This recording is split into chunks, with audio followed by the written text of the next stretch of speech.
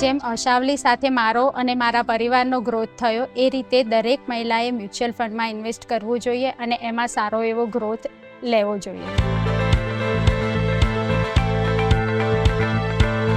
જ્યારે લગ્ન પછી હું આ ફેમિલી સાથે જોડાઈ ત્યારે આ ક્રાફ્ટ મારા માટે એકદમ નવી જ હતી. મેં ધીરે ધીરે આ ક્રાફ્ટ હું શીખી.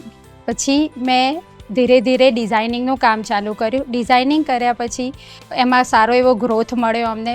જેવો ગ્રોથ આમાં થયો એવું મેં મ્યુચ્યુઅલ ફંડમાં પણ ઇન્વેસ્ટ કરવાનું ચાલુ કર્યું અને એમાં પણ મને સારો એવો ગ્રોથ મળ્યો.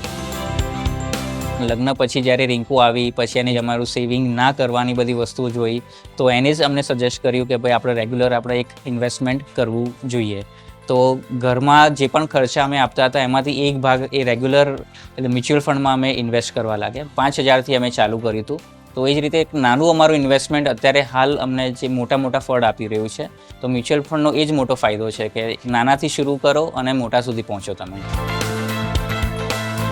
જેમ મારા પરિવાર સાથે મ્યુચ્યુઅલ ફંડમાં ઇન્વેસ્ટ કરીને પણ અમે સારો એવો ગ્રોથ કર્યો એ રીતે દરેક મહિલાએ મ્યુચ્યુઅલ ફંડમાં ઇન્વેસ્ટ કરીને એમનો અને એમના પરિવારનો ગ્રોથ કરવો જોઈએ.